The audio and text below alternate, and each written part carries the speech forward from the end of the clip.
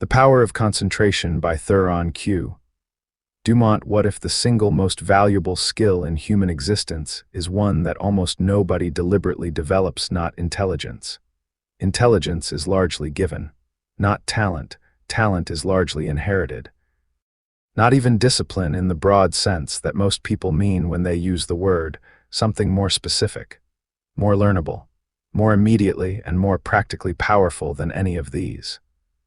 The ability to focus your mind completely on a single chosen object and hold it there with absolute intention until the work is done. This is concentration. And Theron Dumont considered it not merely a useful skill, but the master skill. The one capacity whose genuine development makes every other capacity more powerful. That multiplies the effectiveness of intelligence, of talent, of discipline, of every other resource a human being brings to the challenges of their life. Think about the difference between sunlight spread across a field and sunlight focused through a single lens. The sunlight is the same in both cases. The energy is identical, but spread across a field it warms without igniting. Focused through a lens it starts a fire. Your mental energy works by exactly the same principle. Spread across a dozen competing thoughts, worries, plans, and distractions simultaneously, it produces the lukewarm results that most people settle for. Focused completely on a single chosen object with genuine and sustained intention, it produces results that the scattered mind cannot approach regardless of how much raw intelligence or raw effort is behind it. This book was written in 1918. But the problem it addresses has never been more urgent than it is right now. Because the forces working against genuine concentration have never been more powerful, more sophisticated, or more relentlessly present in every waking moment of daily life. The notifications, the feeds, the constant low-level stimulation that has trained the modern mind to expect novelty every few seconds and to experience anything less as boredom. The cost of this training is enormous, and most people are paying it without knowing it. In the pages that follow, Theron Dumont is going to show you exactly what concentration actually is, exactly why it is the master skill that determines the quality of everything else, and exactly how to develop it deliberately and systematically regardless of how scattered your attention currently feels. This is not theory. It is practice. Built on decades of careful observation of the difference between the minds that produce extraordinary results and the minds that produce ordinary ones. The difference is almost always concentration, developed deliberately, applied consistently, starting now. Chapter 1. The Power of Concentration. Your mind is the most powerful instrument on earth, not the most powerful instrument available to certain special people in certain special circumstances. The most powerful instrument available to every human being who has ever lived, including you, right now. In the specific circumstances of your specific life as it currently is. But an instrument is only as powerful as the skill of the person using it. And the single most important skill in the use of the human mind is one that almost nobody ever deliberately develops. That skill is concentration. Dumont defines concentration with a precision that is worth holding carefully. It is not merely thinking hard about something. It is not the effortful straining of a mind trying to force itself to stay on task against its own resistance. It is something at once simpler and more demanding than either of these. Concentration is the complete focusing of the entire mental energy on a single chosen object to the temporary exclusion of everything else. Not most of your mental energy. All of it. Not partial attention with the remainder distributed among whatever else happens to be competing for it. Complete attention. The full and undivided engagement of the conscious mind with one thing at a time. This sounds straightforward, and in principle it is. But the actual experience of attempting it reveals immediately how rarely the ordinary mind achieves it, and how significant the gap is between partial attention and genuine concentration. Most people have never experienced genuine concentration for more than a few seconds at a time. They believe they are concentrating when they are in fact giving the majority of their attention to one thing while distributing the remainder among a dozen others. The background planning, the peripheral worrying, the subtle awareness of the phone that might buzz, the email that might arrive, the conversation happening nearby. All of this competes continuously with the object of supposed concentration and dilutes its power to a fraction of what genuine focus would produce. Dumont says this dilution is the primary reason most people perform at a fraction of their genuine capacity. Not lack of intelligence, not lack of effort, lack of genuine concentration. The same intelligence and the same effort, brought to bear with genuine and complete focus, would produce results that the diluted version cannot approach. He draws a direct connection between concentration and every form of genuine achievement in human history. Every person who has ever produced work of extraordinary quality in any field, whether in science, in business, in art, in leadership, or in any other domain of human endeavor, has possessed the capacity for genuine concentration to an unusual degree. Not necessarily by natural gift. Often by deliberate development. By the conscious cultivation of the capacity to bring the full power of the mind to bear on a single object for sustained periods, this capacity can be developed. It is not fixed at birth. It is not determined by genetics or by the particular configuration of your brain. It is a skill, and like every genuine skill, it responds to deliberate and consistent practice with genuine and measurable improvement. The practice begins with understanding exactly what concentration is and exactly what it is not, with the honest examination of the current quality of your own attention, and with the commitment to develop something that will repay every investment made in it many times over for the rest of your life. What you focus on fully, you understand deeply. What you understand deeply, you can work with powerfully. What you work with powerfully produces results that scattered attention never reaches. That is the promise of concentration. And it is a promise this book is going to show you exactly how to claim. Chapter 2, the self-mastery that concentration builds. Every person admires self-mastery in others. The person who remains calm when everyone around them is losing composure, who makes clear decisions when circumstances are uncertain and pressure is high, who follows through on commitments when the initial enthusiasm has faded and the work has become genuinely difficult, who is, in some visible and undeniable way, in command of themselves rather than at the mercy of whatever impulse or mood or external pressure happens to be most insistent in any given moment.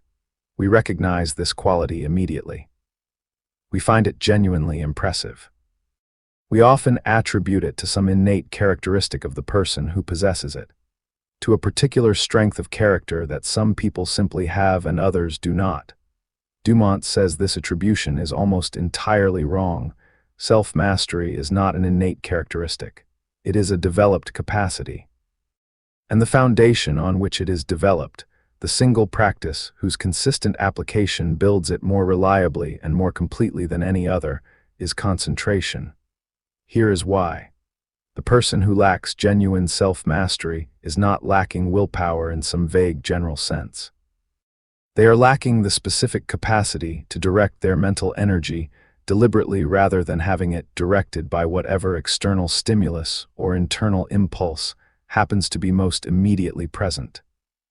They are reactive rather than directive, moved by whatever is loudest rather than by whatever is most genuinely important. And the capacity to be directive rather than reactive, to choose where your mental energy goes rather than simply following wherever it is pulled, is precisely what genuine concentration develops. Every time you practice bringing your scattered attention back to a chosen object, you are not merely practicing concentration in isolation. You are developing the fundamental muscle of genuine self-direction. The capacity to say to your own mind, "This is where we are going," and to have the mind actually go there, rather than drifting immediately toward whatever happens to feel more comfortable or more stimulating. This muscle developed through consistent concentration practice, transfers directly to every area of life that requires genuine self-mastery. The ability to stay with a difficult task when the impulse to abandon it is strong. The ability to maintain a commitment when the circumstances that made it feel natural have changed. The ability to respond to provocation with genuine consideration rather than with immediate reactive emotion. The ability to pursue a long-term goal with consistent effort through the inevitable periods when short-term gratification is competing loudly for the same energy. All of these expressions of self-mastery draw on the same fundamental capacity. The capacity to direct mental energy deliberately. To choose where attention goes. To maintain that choice against the competing pulls of impulse and habit and external distraction. Dumont also addresses something about self-mastery that most discussions of the subject miss entirely. He says that genuine self-mastery is not the suppression of impulse through force of will. Not the white-knuckled resistance of someone who is constantly fighting against their own natural tendencies. That kind of effortful suppression is exhausting and ultimately unsustainable.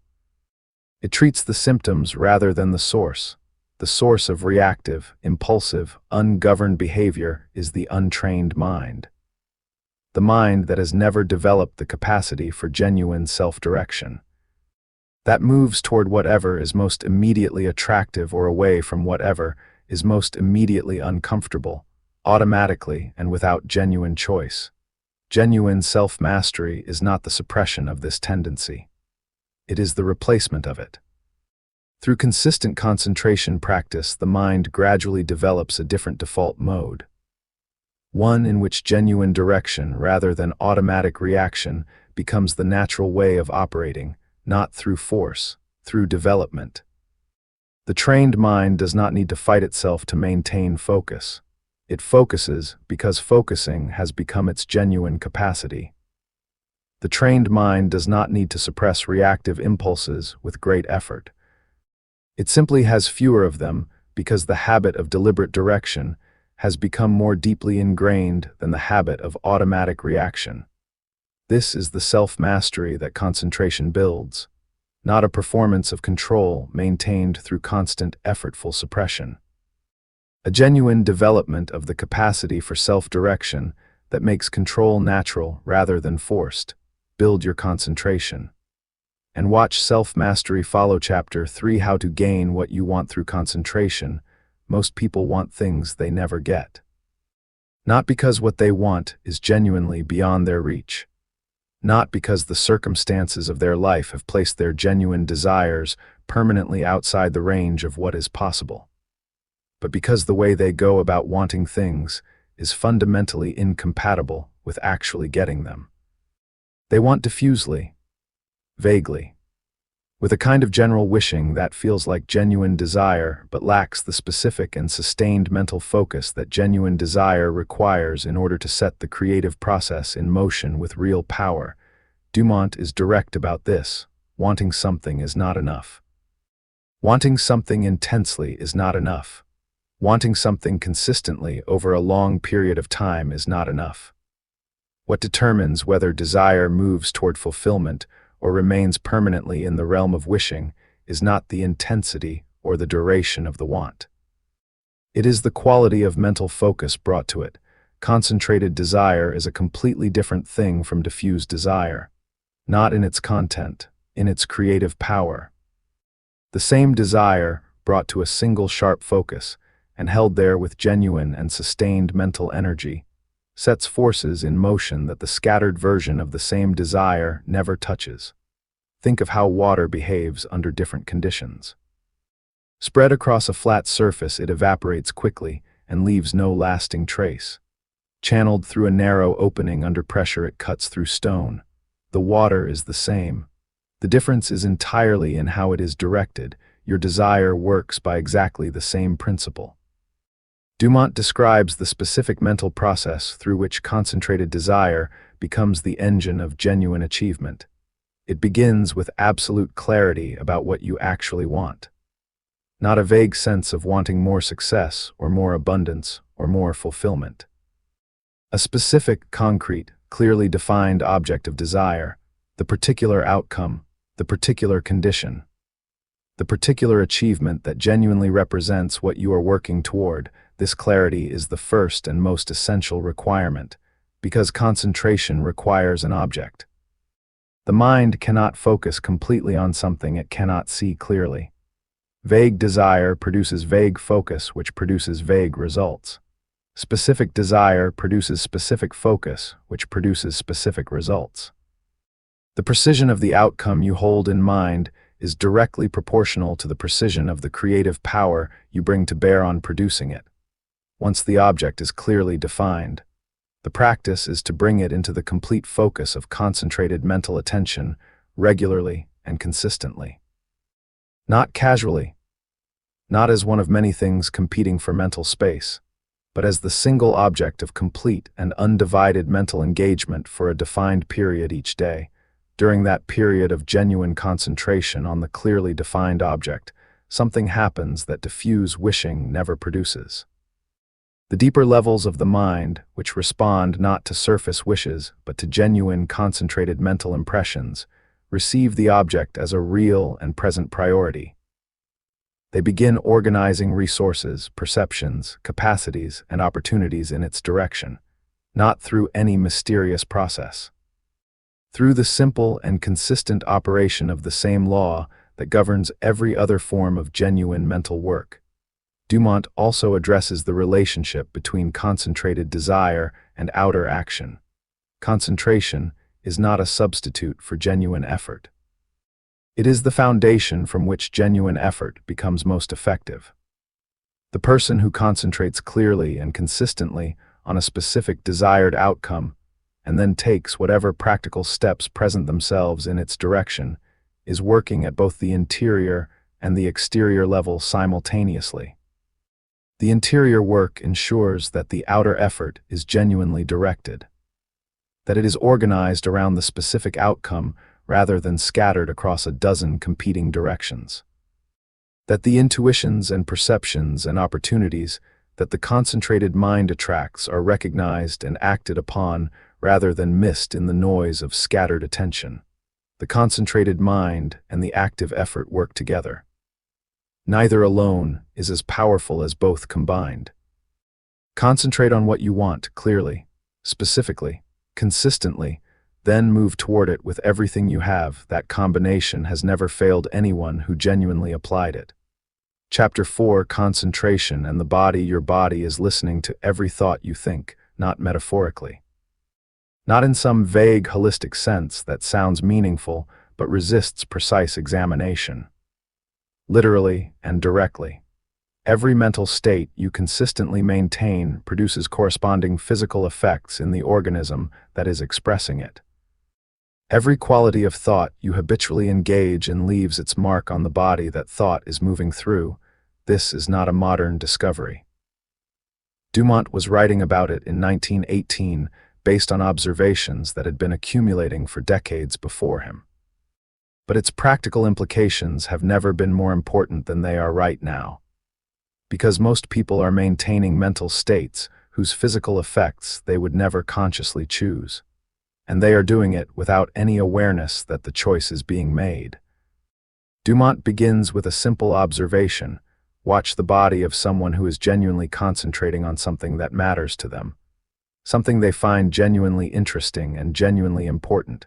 The posture shifts, the breathing deepens and regularizes, the face becomes still and focused. The eyes sharpen.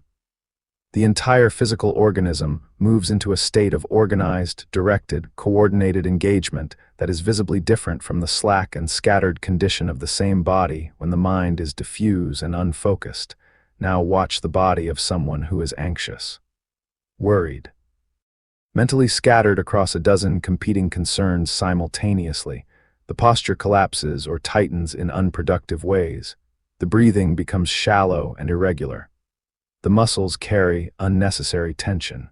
The face reflects the inner conflict of a mind pulling in multiple directions at once. The entire physical organism pays a genuine physical cost for the quality of mental activity it is hosting. The mind and the body are not separate systems that occasionally influence each other. They are a single integrated system in which the quality of mental activity continuously and directly shapes the condition of physical experience. Concentrated mental activity produces a physically organized state. A state in which the body's resources are coordinated and directed rather than scattered and depleted. In which the nervous system operates from coherence rather than from conflict. In which the energy available for genuine outer engagement is maximized rather than consumed by the inner friction of a scattered and undirected mind. Dumont identifies several specific physical practices that both support concentration and are supported by it. The first is breathing. The breath is the most direct available link between the voluntary and the involuntary aspects of the physical system. Deliberately slowing and deepening the breath immediately shifts the physiological state in the direction of calm, organized focus. And the state of calm, organized focus naturally produces slower, deeper breathing. The relationship runs in both directions, which means that deliberately working with the breath is one of the most immediately available tools for shifting the mental state toward genuine concentration. The second is posture. The physical arrangement of the body directly influences the mental state it is hosting. A collapsed posture signals to the entire system a state of low energy and low engagement. An organized, upright posture without rigidity or tension signals a state of alert and ready engagement. Deliberately adopting the physical posture of concentration before concentration has been fully achieved is a genuine aid to achieving it. The third is stillness. The practice of deliberate physical stillness, of choosing not to fidget or shift or make the small unconscious movements that the restless body defaults to, is itself a concentration practice. Because the physical restlessness that most people carry is both a symptom and a cause of mental restlessness. Quieting the body deliberately helps quiet the mind, and quieting the mind naturally quiets the body. These physical practices are not separate from the mental practice of concentration. They are expressions of it and supports for it simultaneously. They work together as a single integrated practice of organized, directed engagement at both the physical and the mental level. Attend to your body when you practice concentration. And attend to your concentration when you care for your body. They are always working together, whether you are aware of it or not. Chapter 5 Mental Control Through Concentration. You are thinking right now. But here is the question almost nobody asks. Are you choosing what you think? Or is your thinking choosing itself? For most people, the honest answer is deeply uncomfortable.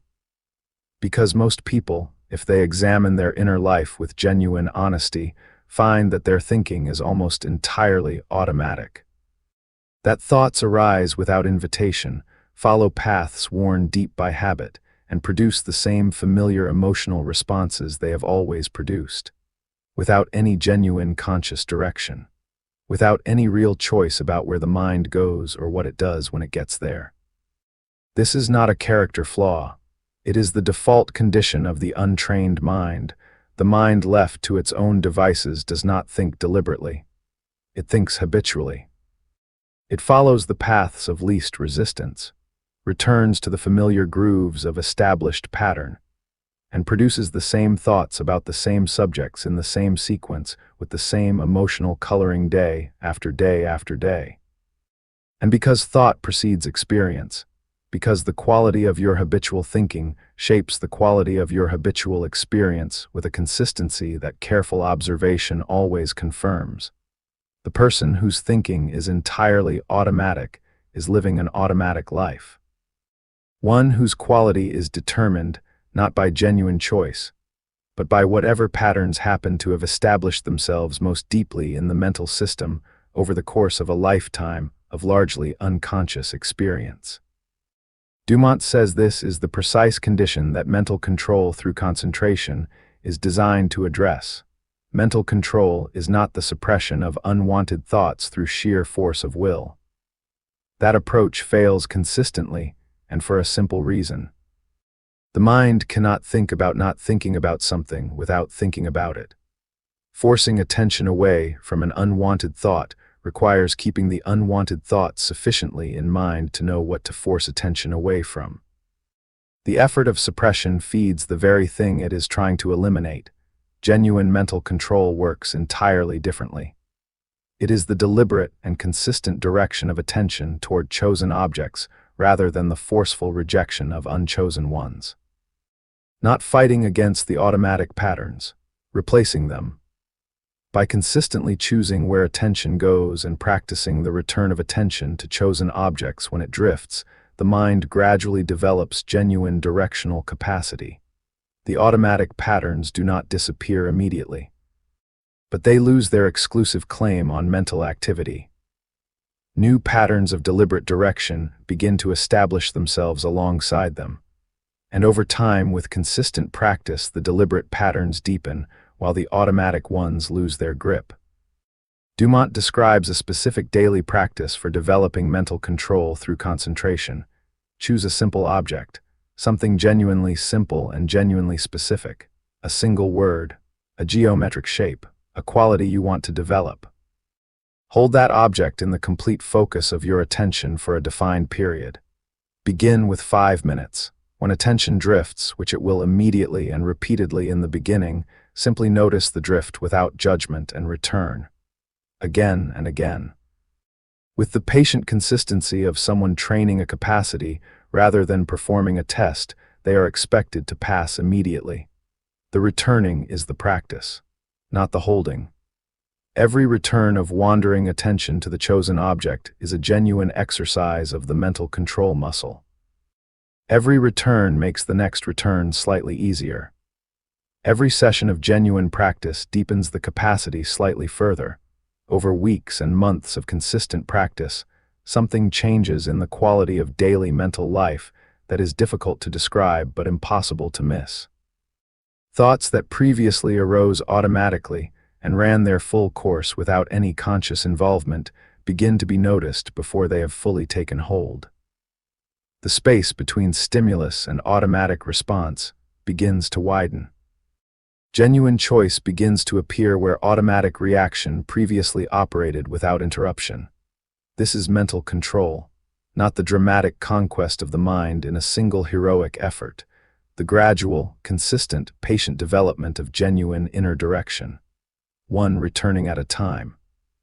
Chapter SIX, the concentrated mind in business. The most valuable asset in any business is not the product, not the strategy, not the capital, not the market position or the competitive advantage or the carefully constructed brand. These things matter, but they are all secondary to something that determines whether any of them will be developed and used effectively or wasted in the noise of scattered and undirected activity. That asset is the concentrated mind of the person leading the work. Dumont spent years observing the difference between business people who consistently produced extraordinary results and those who worked just as hard and produced ordinary ones. He was looking for the variable that most reliably distinguished the two groups. And what he found was not what most people expect. It was not intelligence. Both groups contained intelligent people. It was not effort. Both groups worked hard. It was not even strategy. Both groups had access to sound strategic thinking. The difference was concentration. The people producing extraordinary results had the ability to bring their complete mental focus to bear on the most important thing in front of them, to block out the noise, to resist the pull of the less important, to hold their attention on the single most significant object until it was fully understood and fully addressed. The people producing ordinary results were doing many things simultaneously, distributing their attention across a dozen competing demands. Moving from one partially completed thought to the next, bringing partial focus to everything and complete focus to nothing.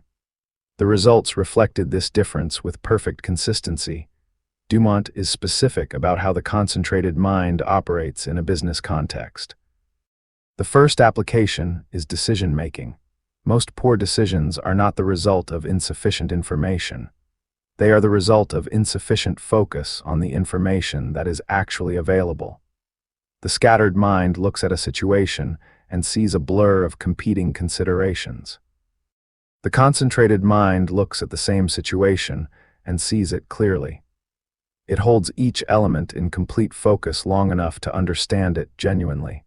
It perceives the relationships between elements that partial attention misses entirely.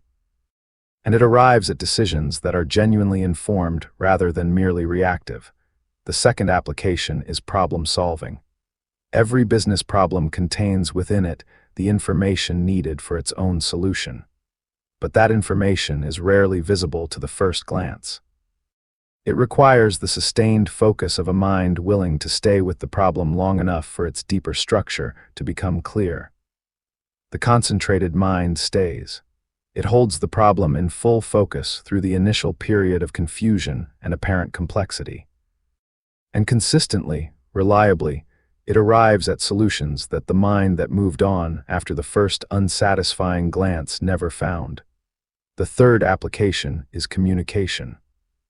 The person who brings genuine, concentrated attention to a conversation, who is fully present rather than partially elsewhere, communicates something beyond the content of their words. They communicate genuine engagement.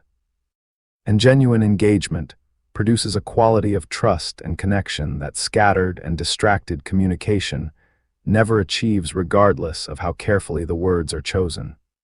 Dumont also addresses something about concentration in business that is rarely discussed. He says that the concentrated business mind attracts opportunity in a way that the scattered mind does not through any mysterious mechanism, but through the simple and consistent reality that the concentrated mind perceives more clearly, sees connections that the distracted mind misses, recognizes the significance of information that the scattered mind processes without genuinely registering. Opportunity is rarely announced. It is perceived. By minds alert and focused enough to see it in what others overlook, develop concentration. And watch what becomes visible that was always there, waiting for a mind clear enough to find it. Chapter 7, The Concentrated Mind and Healthier Body is not running itself, it is being run, continuously, without pause. By a level of intelligence operating below the threshold of conscious awareness that manages a complexity of biological processes so extraordinary that no conscious effort could replicate even a fraction of it. And that intelligence is responsive. It responds to signals. To the quality and the consistency of the mental environment it is operating within.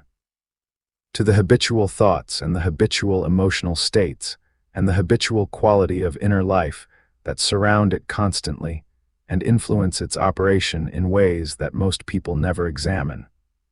Dumont makes a claim in this chapter that is worth sitting with carefully. The concentrated mind is one of the most powerful health-promoting conditions available to a human being, not because concentration is a medical treatment. Not because focused thinking cures specific diseases through some direct biological mechanism, but because the quality of mental life that concentration produces, the calm, organized, directed inner state that genuine focus creates, is the precise opposite of the chronic mental conditions that most reliably undermine physical health. Consider what chronic scattered thinking actually produces in the body.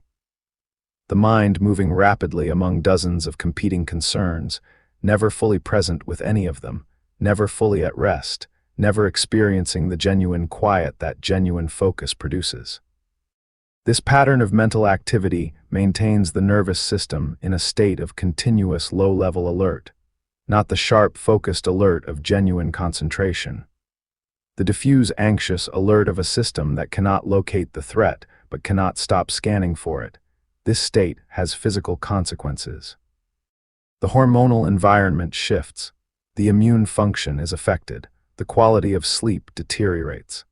The body carries unnecessary tension in muscles that should be at rest.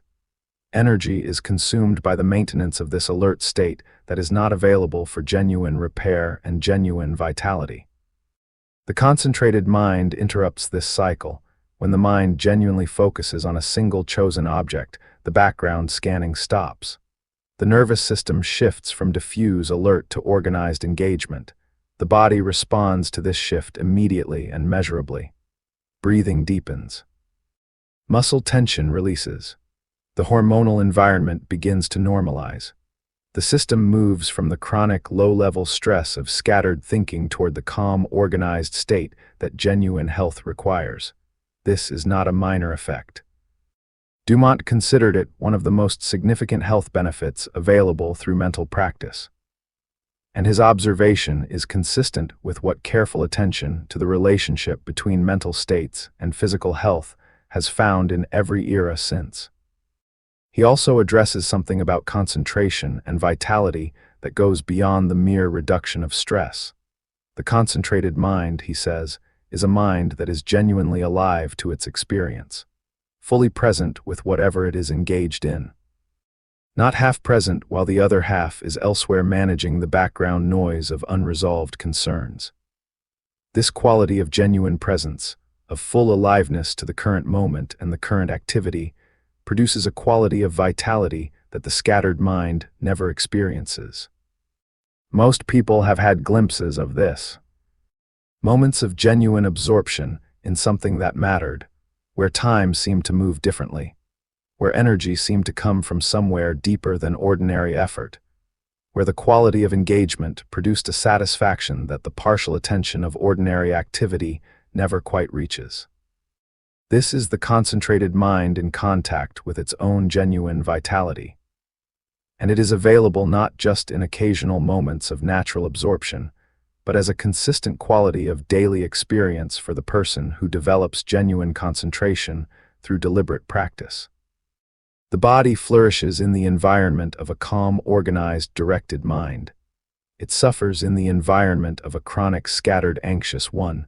Develop concentration, not only for what it produces in your outer results, for what it produces in the physical experience of being alive. Chapter 8: Concentration and the Will. Most people misunderstand what willpower actually is. They think of it as a reservoir, a fixed quantity of mental strength that can be drawn upon when needed and that depletes with use. They speak of running out of willpower, of not having enough, of the tank being empty by the end of a long day of difficult decisions and resisted temptations. And they are not entirely wrong about the depletion, but they are entirely wrong about the cause of it. Willpower does not deplete because it is inherently limited. It depletes because the way most people use it is extraordinarily inefficient. They apply it as a force of resistance, a pushing against, a constant effortful opposition to the pulls of impulse and habit and the path of least resistance. And resistance is expensive. It consumes enormous energy for results that are often temporary and unreliable. Dumont offers a completely different understanding of what genuine will actually is. Will is not a pushing force. It is a directing intelligence, not something you apply against yourself to overcome your own resistance. Something you develop in yourself to replace the need for resistance entirely. The connection to concentration is direct and essential. Every act of genuine concentration is an act of will, not the effortful, straining kind, the directing kind. The deliberate choice of where mental energy goes, and the consistent maintenance of that choice against the pull of distraction and habit. Every time you bring wandering attention back to a chosen object, you are exercising the will in its most fundamental and most developable form. And like every capacity that is consistently exercised, it grows. The person who practices genuine concentration daily is not just developing focus. They are developing the will, building the capacity for genuine self-direction that the person who never practices concentration never develops, creating the foundation from which genuine willpower, in the deepest and most reliable sense, actually emerges. Dumont makes a distinction here that changes the entire way you might approach the question of developing stronger will. He separates what he calls inhibitive will from directive will. Inhibitive will is the will that says no, that resists impulse, that holds back the action that habit or desire is pushing toward. This is the will that depletes. Because saying no continuously requires constant energy and produces no positive direction. It prevents certain actions without replacing them with genuinely chosen alternatives. And the prevented impulse, having nowhere to go, continues to press against the resistance and consume the energy that is holding it back. Directive will is the will that says yes to a chosen direction and holds attention and energy consistently in that direction. Not fighting against what is unwanted, moving toward what is genuinely chosen. The difference is everything. Because the mind moving toward a clearly chosen object is not fighting itself. It is unified, organized, moving with its own current rather than against it. This is why Dumont considers concentration the master practice for developing genuine will. Because concentration is precisely the practice of directive will, of choosing a direction for mental energy and maintaining that choice with patient, consistent practice. Every session of genuine concentration practice develops both simultaneously, the focus and the will, not as separate capacities being developed through separate practices, as one integrated capacity being developed through one integrated practice. The will to concentrate produces concentration, and concentration produces stronger will. The relationship is circular and mutually reinforcing. Each genuine practice session deepens both. This means that the person who commits to a consistent daily practice of concentration is not choosing between developing focus and developing will. They are developing both at once, through the same practice, applied consistently over time.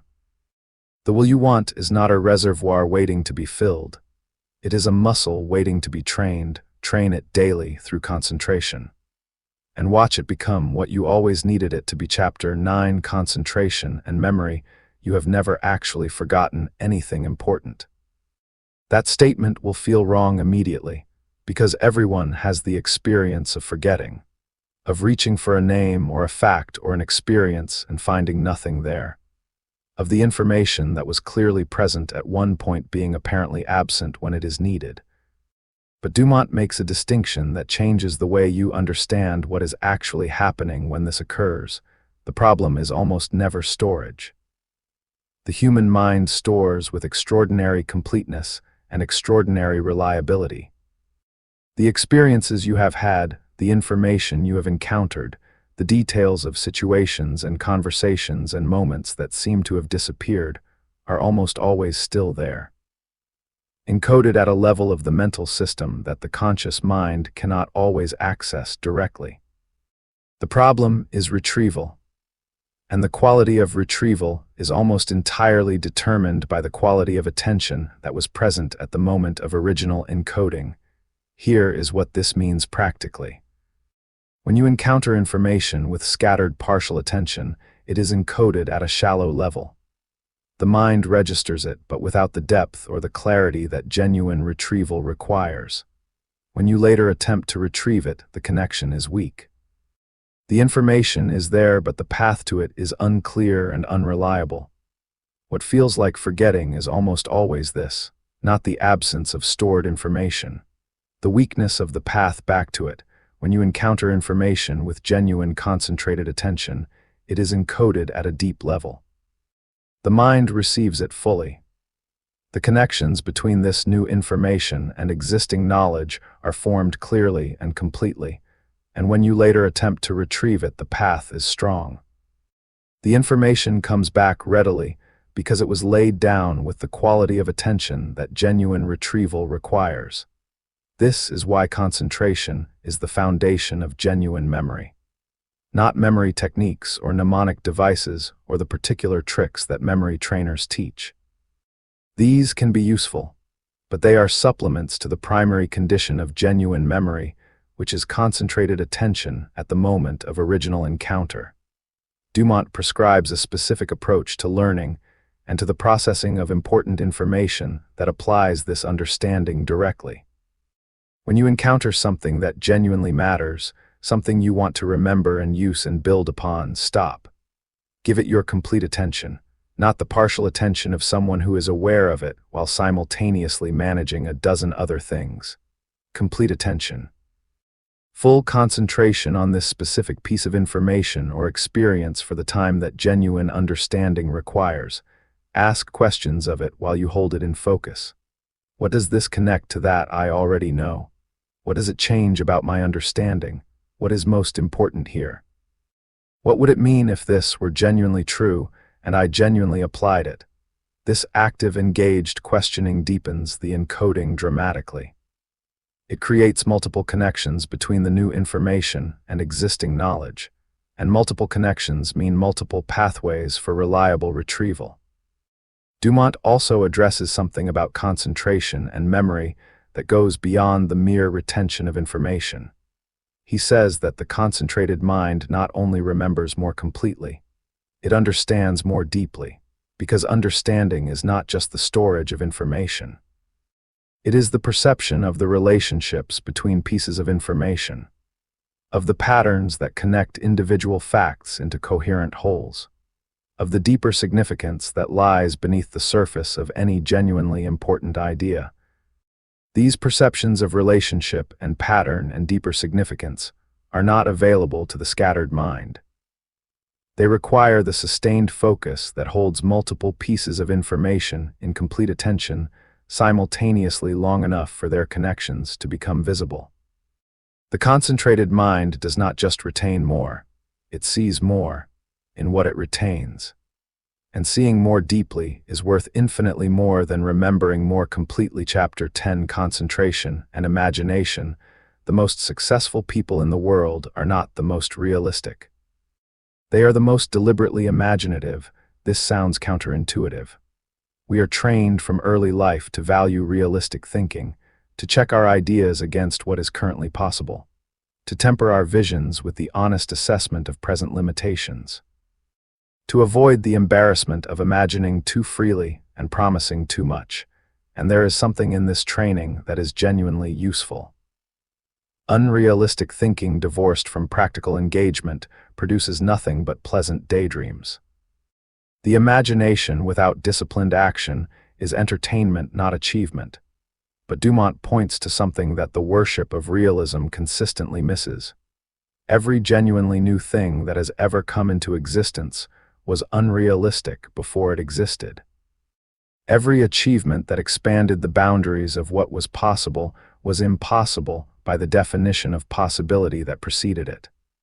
The person who imagined it before it existed was not being realistic. They were being creative. And their creative imagination, held with genuine concentration and translated into genuine action, produced a new reality that redefined what realistic meant for everyone who came after. The imagination is not the enemy of realistic thinking. It is the source of every new reality that realistic thinking later describes. Concentration is the power that transforms imagination from casual fantasy into genuine creative force. Here is why. The undisciplined imagination moves freely and pleasantly among 1,000 possible futures without dwelling long enough on any of them to impress the deeper creative levels of the mind with genuine force. It entertains.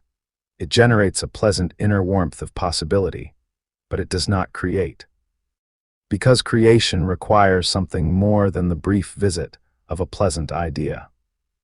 It requires the sustained, concentrated, completely focused engagement of the mind with a specific imagined reality held with genuine inner conviction long enough to impress the subconscious with the depth and the specificity that the creative process requires. This is concentrated imagination. And it is an entirely different thing from casual daydreaming. Dumont describes the practice of concentrated imagination with precision. Choose a specific outcome. Not a vague general improvement in your circumstances, but a precise and detailed mental picture of a specific reality you intend to bring into being. Hold that picture in the complete focus of your concentrated attention, not as something you are watching from outside, as something you are inhabiting from within, as a reality you are already living rather than a future you are observing from a distance. The quality of inner experience during this concentrated imaginative practice matters enormously. The deeper creative mind does not respond to pictures observed from a distance. It responds to realities felt from the inside, to the genuine felt sense of the imagined condition as present and actual, to the emotions that would naturally accompany the imagined reality if it were genuinely your current experience. Dumont also addresses something about the relationship between concentrated imagination and practical action. He says that the person who practices concentrated imagination consistently and genuinely finds that their practical action becomes more effective. Not because the imagination has replaced the need for action, but because the clearly imagined outcome provides genuine direction for the action. The mind that knows precisely where it is going organizes its practical efforts more effectively than the mind that is working toward a vague general improvement. The imagination clarifies the direction. Concentration deepens the impression. Action moves in the direction the imagination has clarified. And the deeper creative mind, having received a clear and deeply impressed image of the intended destination, organizes the perceptions and the intuitions and the recognition of relevant opportunities in ways that genuinely accelerate the movement toward it. Imagine clearly, concentrate deeply. Act consistently in that sequence. Every time Chapter 11 concentration and success leaves clues, not in the obvious places most people look. Not primarily in the strategies employed or the opportunities seized, or the particular combination of circumstances and timing that seems to explain why one person's efforts produced extraordinary results, while another's produced ordinary ones. The deepest and most consistent clue is in the quality of mental engagement that the successful person brought to their work. Dumont spent years examining this, looking past the surface explanations that successful people often offer for their own success. The luck they acknowledge, the timing they credit, the mentors they are grateful for. These things are real, but they are not the primary variable. The primary variable is almost always invisible to the person explaining their success, because it is so fundamental to how they operate that they cannot imagine operating any other way. That variable is concentrated mental engagement. The person who consistently produces extraordinary results is almost always the person who brings complete mental focus to the most important thing in front of them, who is genuinely present with the work, who thinks about it fully, who engages with it completely, who does not distribute attention across a dozen competing concerns while supposedly working on the one that matters most. Dumont identifies 3 specific ways in which concentration produces success that scattered attention cannot. The first is depth of understanding. The concentrated mind engaging fully with a problem or an opportunity sees dimensions of it that partial attention misses entirely. It perceives the connections and the implications and the hidden leverage points that are invisible to the mind moving too quickly to look deeply. And depth of understanding produces quality of response that shallow engagement never achieves. The second is the quality of execution. Whatever the work is, it is done better when done with complete attention. Not marginally better, significantly better. The difference between work produced with genuine concentrated engagement and work produced with scattered partial attention is not a small incremental difference. It is the difference between work that is merely completed and work that is genuinely excellent. The third is the attraction of opportunity. The concentrated mind, because it is fully present and fully engaged, perceives more of what is actually happening around it. It notices the detail that the distracted mind processes without registering. It recognizes the significance of the conversation or the observation or the piece of information that scattered attention moves past without pausing. Most opportunity is not announced. It is perceived by minds alert and organized enough to see it in what others overlook. And the concentrated mind is more alert and more organized than the scattered one. Consistently, reliably, in every environment and every circumstance. Dumont also addresses something about concentration and success that carries particular weight for anyone at the beginning of their pursuit of a meaningful goal. He says that the early stages of any significant endeavor are precisely when concentrated engagement matters most. Because the early stages are when the foundation is being laid, when the habits of mind and the qualities of inner life that will either sustain or undermine the effort are being established. When the difference between building something that will hold and building something that will eventually collapse is being determined not by outer strategy, but by inner quality. The person who brings genuine concentrated engagement to the early stages of a significant endeavor is building on genuine ground. Their understanding is real. Their skills are genuinely developing. Their commitment is genuinely deepening. The foundation holds. The person who brings scattered partial attention to the same early stages is building on sand. The understanding is shallow. The skills are not genuinely developing. The commitment is performative rather than real. And when genuine difficulty arrives, as it always does, there is nothing beneath the surface performance to hold. Concentrate fully, from the beginning, on what actually matters. That is where success is built, not in the dramatic moments. In the quality of daily engagement with the work that precedes them. Chapter 12, Concentration and Intuition. Some of the best decisions you will ever make will not feel like decisions at all. They will feel like knowing, a sudden clarity about which direction to take. A quiet but unmistakable inner certainty about a person or an opportunity or a course of action that the conscious reasoning mind cannot fully justify, but that turns out to be precisely correct. A perception of the right answer that arrives complete and whole, without the usual process of deliberate analysis, in a moment of quiet inner attention. Most people have experienced this, and most people dismiss it. Because the culture of rational analysis that dominates modern professional life has no comfortable category for knowledge that arrives without a visible reasoning process behind it.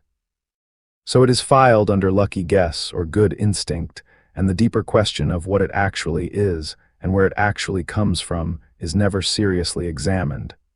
Dumont examined it seriously, and what he found connects directly to the central practice of this book. Intuition is not luck. It is not guessing. It is not the mystical reception of information from some external source. It is the communication of the deeper intelligence of the subconscious mind with the conscious awareness of the individual. The surfacing of knowledge that has been assembled below the threshold of conscious awareness, from sources and through processes that the conscious mind did not manage and cannot fully reconstruct, into a form that the conscious mind can receive and act on. The subconscious mind processes continuously. It works with information that the conscious mind has encountered but not consciously processed. It perceives connections between disparate pieces of information that the sequential logic of conscious reasoning would take a long time to work out. It draws on a field of awareness that extends beyond the individual's personal knowledge base, and it communicates its findings to the conscious mind through the channel of intuition.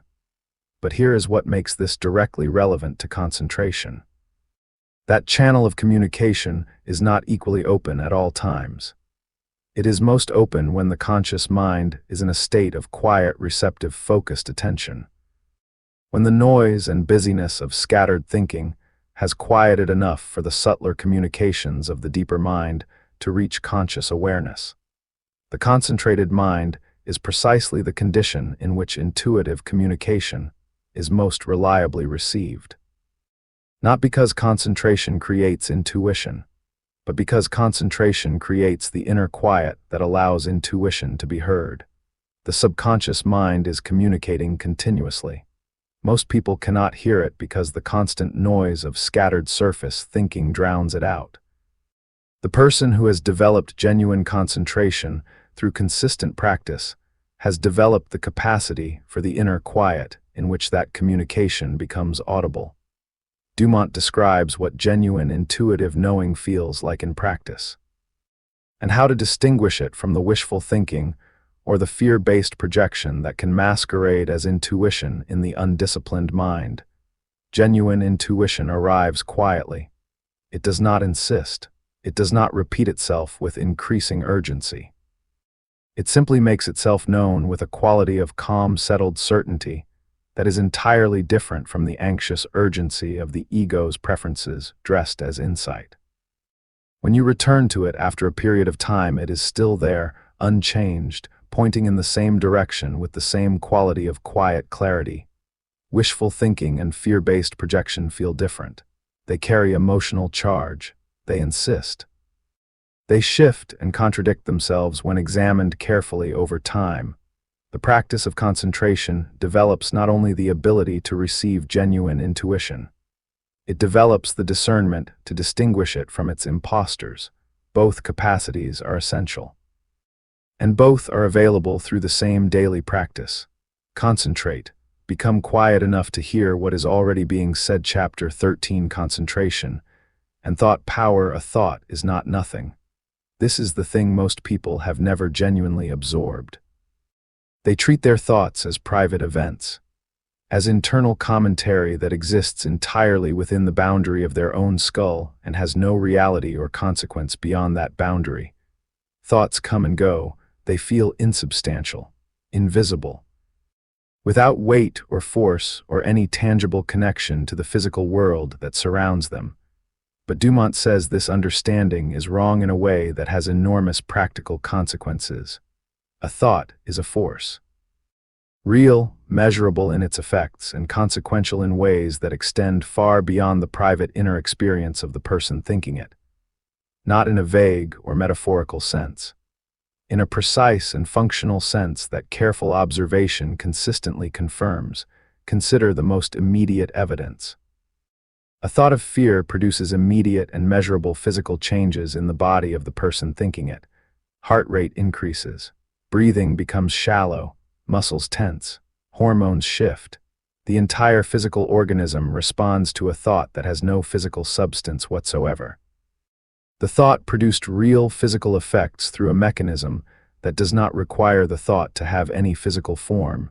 This is not mysterious. It is the most ordinary and familiar demonstration of the fact that thought is a force that acts on physical reality. We simply overlook its significance because it is so familiar. Dumont extends this observation outward from the individual body to the larger environment of the individual's life. The thoughts you consistently and genuinely hold, especially those held with concentrated mental energy and genuine inner feeling, do not only affect your body. They affect your perception of what is possible. They affect the quality of your practical decisions and actions. They affect what you notice and what you overlook in the environment around you. They affect the quality of every interaction with every person you encounter. And through all of these channels, they shape the conditions of your outer experience with a consistency that careful attention always reveals. The thought held casually and briefly, passing through the surface mind without genuine engagement, has limited force.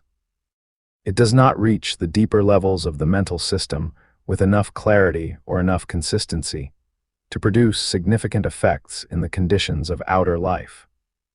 The thought held with genuine concentrated attention, returned to consistently and engaged with genuine inner feeling, has enormous force. It reaches the deeper creative levels of the mental system with the clarity and the consistency that genuine creative power requires. And it sets in motion processes whose effects become visible in the outer conditions of life with a reliability that the person who understands this learns to anticipate and work with deliberately. This is why Dumont considers the development of concentration not merely a productivity tool, but a fundamental power. The power to determine, through the deliberate direction of genuine concentrated thought, the quality and the direction of the creative forces that are shaping your experience. He is specific about what this means in practice. The person who develops genuine concentration develops the ability to choose their thoughts with real effectiveness, not just to prefer certain thoughts over others in some vague general way, but to actually hold chosen thoughts with the sustained concentrated engagement that gives them genuine creative force. And to actually withdraw attention from unchosen thoughts with sufficient consistency that those thoughts lose the creative energy that attention provides.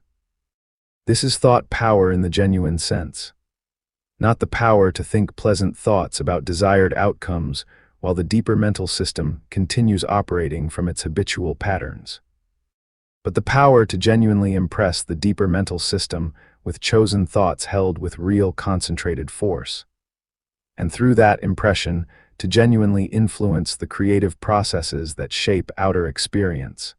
Most people never access this power, not because it is unavailable to them, but because they never develop the concentration that makes it real rather than theoretical.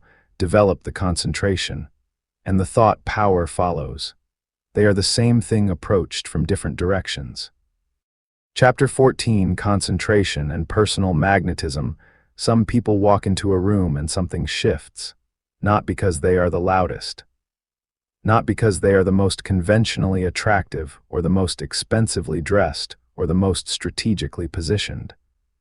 Something in their presence itself commands attention, generates trust, creates the immediate and often inexplicable sense that this is a person worth listening to, worth being around, worth doing business with. We call this quality personal magnetism.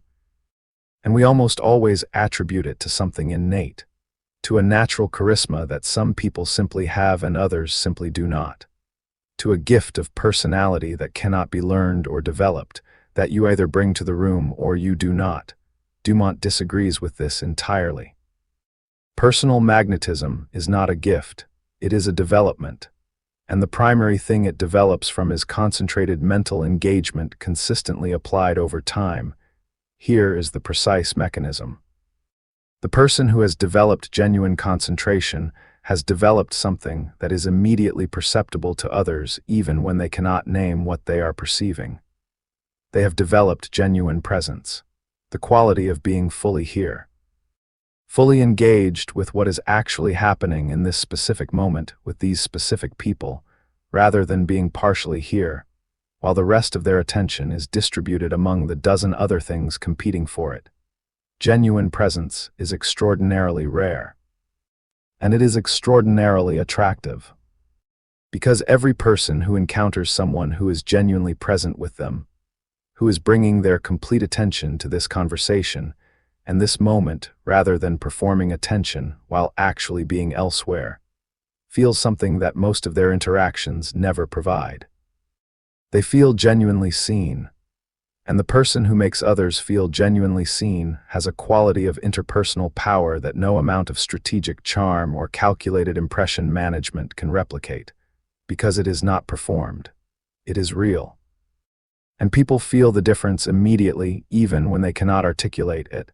This is the first dimension of the personal magnetism that concentration develops.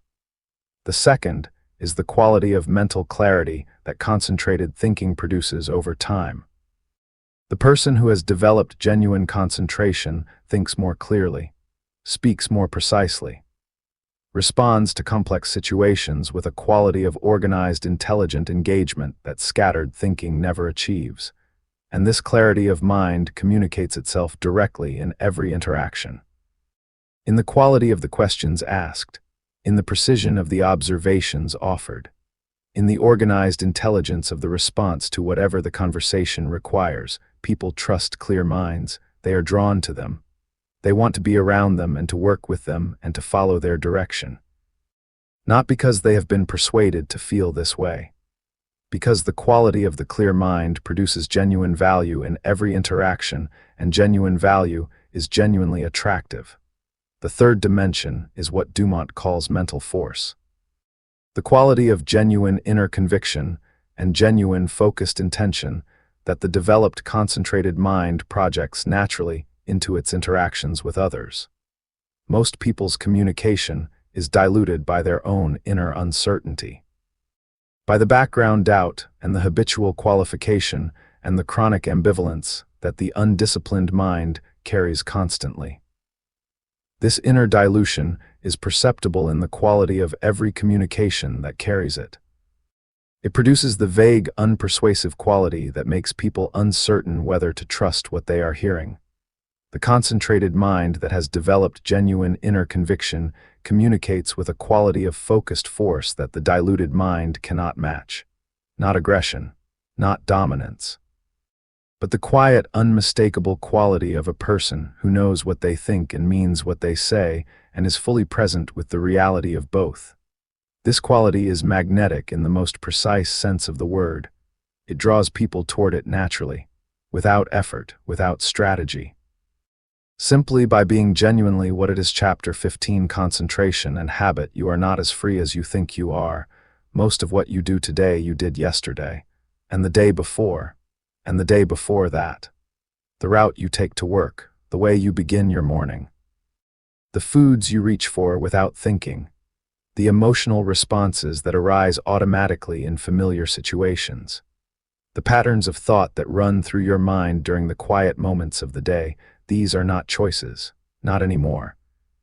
They were choices once, perhaps, when they were first established, but somewhere along the way they crossed a line from deliberate decision into automatic execution. They became habits, and habits, once established deeply enough, run without any conscious direction. Without any expenditure of conscious energy. Without any genuine choice involved at all. This is extraordinarily efficient when the habits are good ones. The mind that has automated genuine excellence in important areas of life frees enormous conscious energy for the challenges that genuinely require deliberate thought. It is one of the most powerful advantages available to any human being. But it is extraordinarily destructive when the habits are poor ones, because the same automation that serves good habits serves bad ones with equal faithfulness and equal efficiency. The mind does not evaluate the quality of what it automates. It simply runs what it has been given.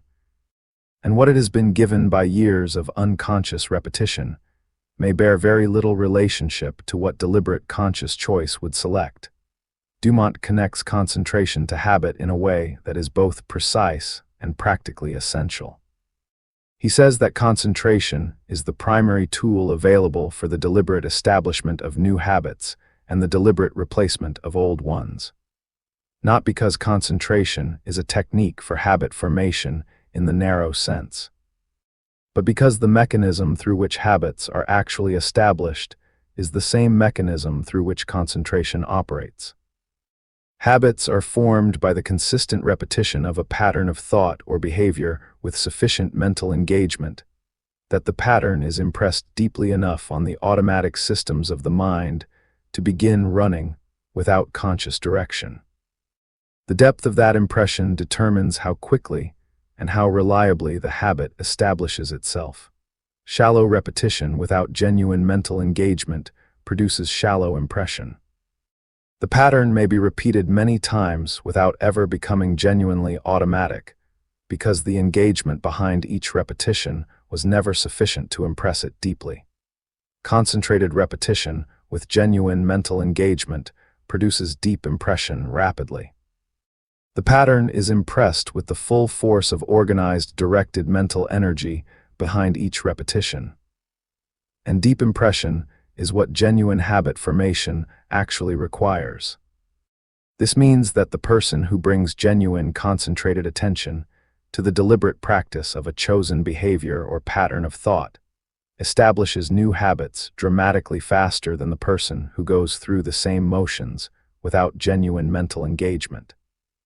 It also means that the person who brings genuine, concentrated attention to the examination and conscious replacement of an unwanted habit is working at the level where habits actually live, not fighting the surface expression of the automatic pattern.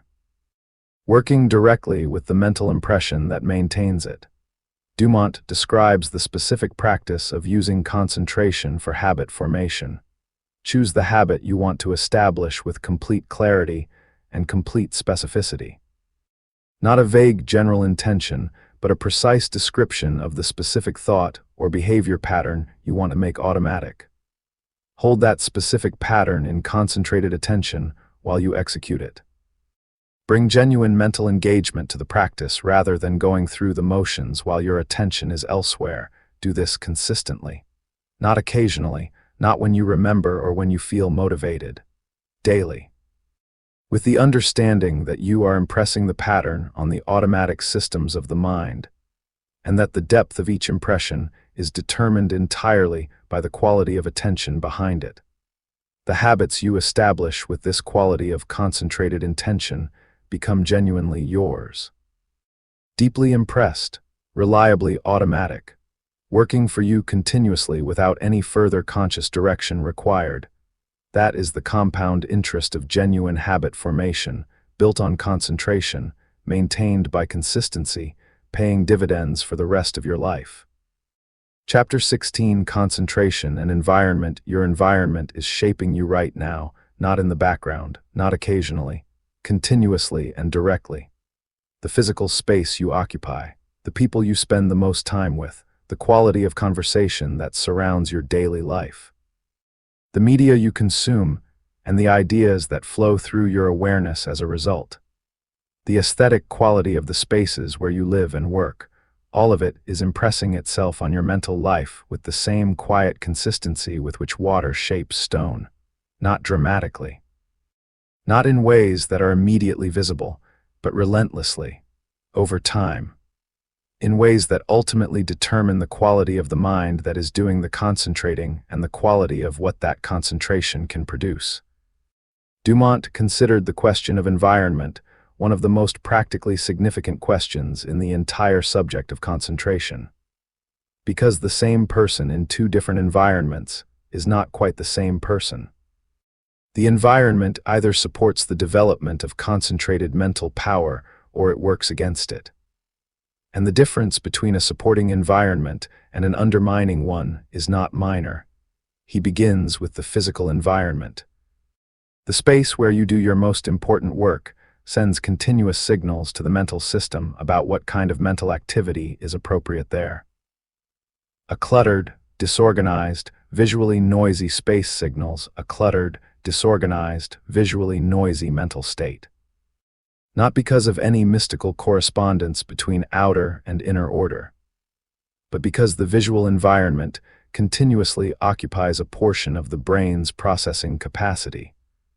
Every object in the visual field that is not directly relevant to the work at hand is a small drain on the attention available for concentrated engagement with what matters. The person who works in a clean, organized, visually simple space gives their concentration the advantage of an environment that is not constantly competing with it for mental resources. This is not perfectionism. It is practical optimization of the conditions that genuine concentration requires. Dumont also addresses the human environment with particular directness. The people you spend the most time with determine, to a degree that most people are uncomfortable acknowledging, the habitual quality of your thinking. Not because you are simply absorbing their thoughts uncritically, but because the mental atmosphere created by consistent proximity to particular kinds of minds is genuinely influential in ways that operate below the threshold of deliberate choice. Consistent proximity to minds that are scattered, reactive, complaint-oriented, and focused on limitation produces a mental atmosphere that makes concentrated, purposeful thinking more difficult, not impossible, but genuinely harder than it would be otherwise. Consistent proximity to minds that are focused, purposeful, genuinely engaged with meaningful work, and oriented toward possibility produces a mental atmosphere that supports concentrated thinking naturally. That makes the development and maintenance of genuine concentration feel more natural rather than more effortful. This is not a reason to abandon everyone in your life who does not meet some standard of mental excellence. It is a reason to be genuinely conscious about the mental atmosphere you are choosing to inhabit most consistently. To protect your most important working time from the influences that undermine concentrated engagement. And to seek, where possible, the company of people whose mental habits support the kind of thinking you are working to develop. Dumont also speaks of the informational environment. The content you regularly consume shapes the habitual patterns of your thinking in ways that are as real and as consequential as the physical and human environments. Content that is shallow and reactive, and designed to capture attention without rewarding it with genuine value trains the mind toward shallow reactive patterns. Content that is genuinely substantive, and that rewards genuine engagement with real understanding develops different mental habits. Choose your environment deliberately in all three dimensions: physical, human, informational, because your environment is not just where your concentration happens, it is part of what your concentration becomes. Chapter 17: Concentration and Sleep. The most underestimated performance tool available to any human being costs nothing, requires no equipment, no training program, no special knowledge or particular skill. It is available to everyone every single night. And most people are using it so badly that they are paying a continuous and compounding cost in the quality of their concentration, their judgment, their emotional stability, and their creative capacity. That tool is sleep, not rest in the vague general sense. Sleep specifically. The particular biological process that occurs when consciousness withdraws from active engagement with the outer world and the deeper systems of the mind and body are given the space and the time to do work that conscious activity prevents. Dumont approaches sleep not as a passive absence of wakefulness, but as an active and essential process. One that is directly and specifically connected to the quality of concentration available during waking hours. Here is the connection. Genuine concentration requires a nervous system that is genuinely restored. The capacity to bring complete mental focus to a chosen object, to maintain that focus against the continuous pull of distraction, to return wandering attention consistently without the quality of that returning degrading over time. All of this depends on the underlying condition of the neurological system that performs it. A nervous system that is chronically underrestored, that is asked day after day to perform at high levels without being given the recovery time that genuine restoration requires, does not perform at high levels. It performs at the level that chronic partial restoration makes possible, which is measurably and significantly lower than the level that genuine restoration produces. The person who sleeps poorly and works hard is not compensating for poor sleep with hard work. They are working hard with a fraction of the mental capacity that genuine sleep would make available. They are like an athlete training intensively on a chronically injured body. The effort is real, but the return on that effort is severely limited by the condition of the instrument applying it. Dumont also addresses something about the relationship between sleep and concentration that goes beyond mere restoration. He says that sleep is not only a time of physical and neurological recovery. It is a time of genuine mental work, of the processing and integration of information encountered during waking hours, of the making of connections between disparate pieces of knowledge that the busy conscious mind did not have the space to make during the day, of the deeper organization of the material that concentrated waking engagement has been working with. This is why people consistently report that difficult problems which resisted every conscious effort during waking hours resolve themselves during or immediately after sleep. Not because the unconscious mind has magical powers unavailable to conscious reasoning, but because sleep gives the deeper processing systems the uninterrupted time and the metabolic resources to complete work that waking activity keeps interrupting. The person who gives this process genuine respect, who protects their sleep with the same seriousness that they protect the other conditions that support their best work, is giving their concentration an ally that operates through every sleeping hour. Dumont prescribes specific practices for optimizing the relationship between sleep and concentration. The quality of thought in the final period before sleep determines much of what the sleeping mind works with through the night.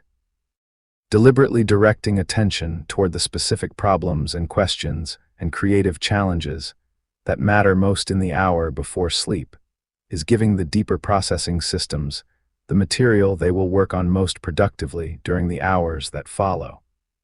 And protecting the first waking moments from the immediate intrusion of external demands gives the results of that night's processing the best chance of reaching conscious awareness before the noise of daily activity drowns them out. Sleep deliberately, wake carefully, and concentrate with the full power of a genuinely restored mind. The difference is not small. It is everything. Chapter 18. Concentration and courage. Fear is loud. It arrives with urgency, with compelling arguments about why the action you are considering is dangerous, and the risk you are contemplating is unreasonable, and the step you are about to take is one that a sensible person would not take. It fills the mind with vivid pictures of everything that could go wrong, with detailed scenarios of failure and embarrassment and loss, with the persuasive case for staying exactly where you are. And most people listen, not because they are cowards, but because the fear is genuinely loud and genuinely convincing. And the mind that has not been trained to concentrate its attention deliberately has no reliable mechanism for choosing not to give fear the complete attention it demands. Dumont makes a connection between concentration and courage that most discussions of either subject never reach. He says that genuine courage is not the absence of fear. Every honest person who has ever done something genuinely difficult will tell you that the fear was present, that the voice arguing for retreat was real and insistent, and not without its own logic. Courage is not the silence of that voice. Courage is the concentrated direction of attention away from what the fear is pointing at, and toward what genuine purpose and genuine value are pointing at. This is a precise and practical description, and it connects directly to the central capacity that this book has been developing from the beginning. The person who has not developed genuine concentration has no reliable capacity to direct their attention away from fear when fear is present and insistent. The fear fills the mental space because there is no practiced counter-capacity to fill it with something else. The attention follows the loudest thing, and when fear is loud, the attention follows fear. The person who has developed genuine concentration has developed the capacity to choose where attention goes even when something powerful is competing for it, not by suppressing the fear, not by pretending it is not present, but by deliberately and consistently directing the mind toward the chosen object, toward the clear picture of the action that purpose and value are calling for, toward the specific practical next step that genuine engagement with the challenge requires. This directed attention does not eliminate the fear, but it does something more practically useful than elimination.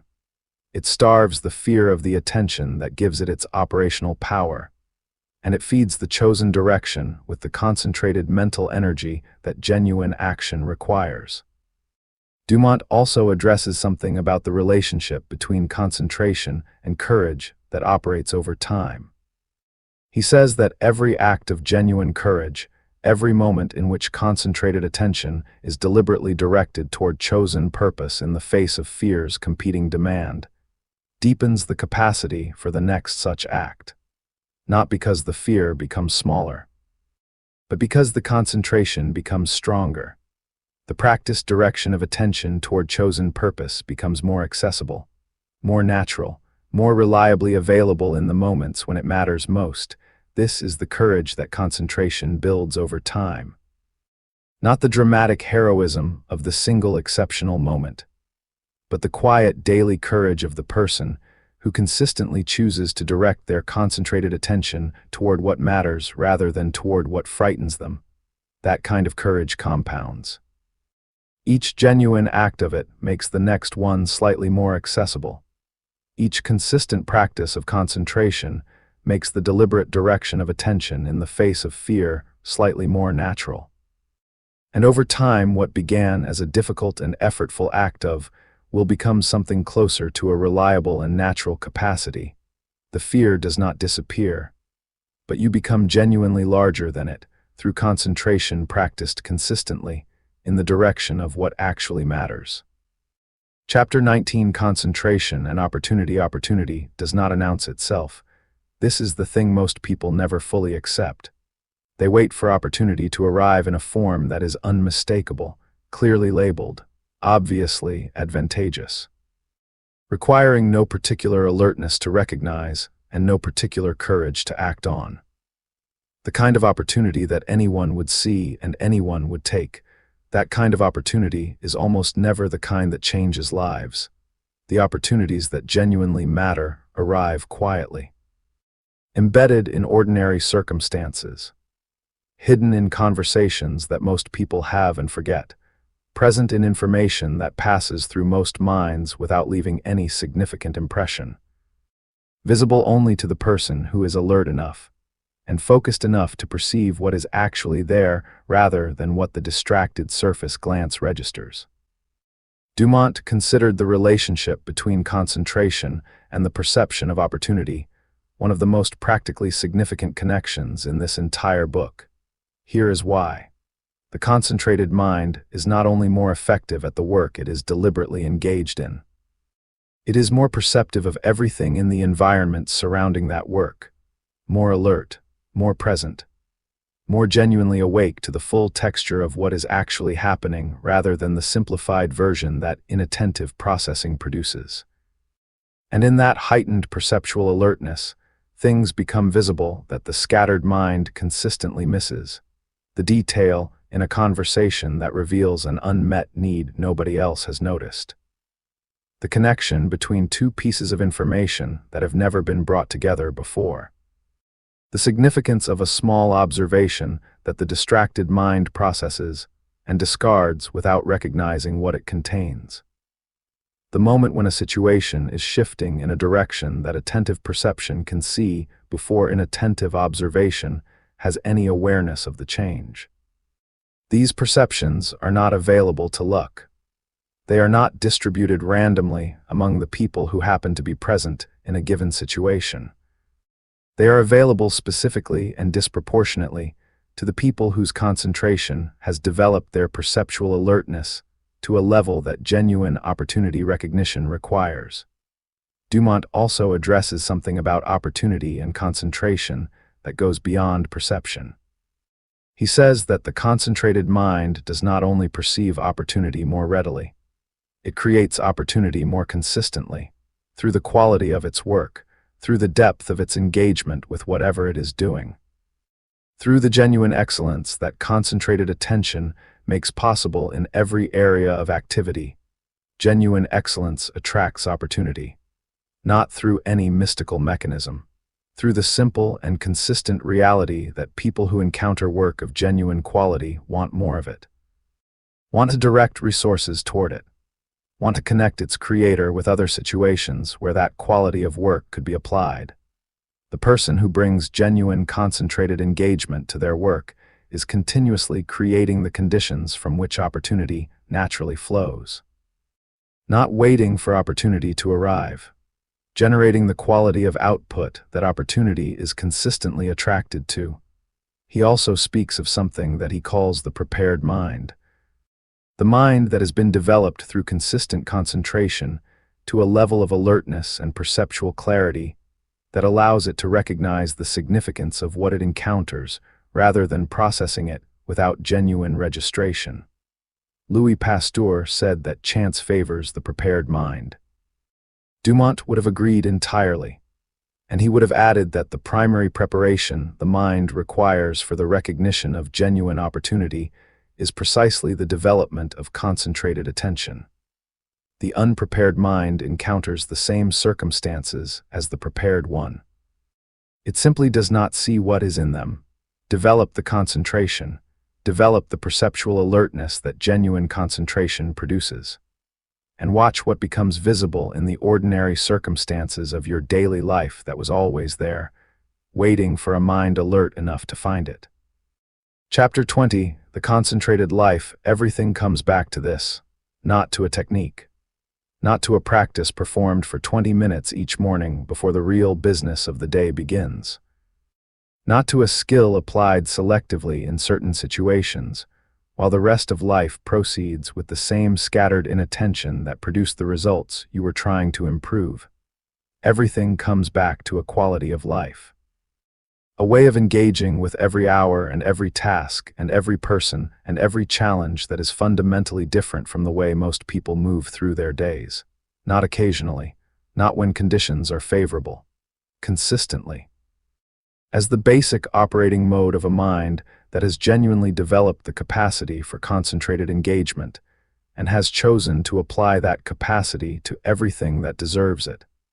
This is what Dumont means by the concentrated life. Not a life of narrow obsessive focus that excludes everything except a single chosen object. Not the joyless grinding of someone who has mistaken effortful straining for genuine concentration. But a life characterized by genuine presence. By the consistent quality of being actually here, actually engaged, actually bringing real attention to what is actually in front of you, rather than being partially here while the rest of your attention is distributed among a dozen other places. The concentrated life is the full life. Not because it is busier or more productive in the narrow quantitative sense, because it is genuinely lived. Because the experiences it contains are actually experienced rather than half-processed by a scattered mind that is already moving on to the next thing before the current one has been genuinely received. The conversation that is actually heard rather than waded through. The meal that is actually tasted rather than consumed while attention is elsewhere. The problem that is actually understood rather than superficially addressed. The relationship that is actually present with rather than maintained at a distance by the constant background noise of an inattentive mind. These are not small things. They are the texture of a life. And the texture of a life fully engaged is entirely different from the texture of a life half-present. Dumont closes with a vision of what the genuinely concentrated life produces over time that is worth holding carefully. He says that the person who develops genuine concentration applies it consistently to their work and their relationships and their own inner development is not just becoming more effective in the narrow sense of producing better outer results. They are becoming more genuinely themselves.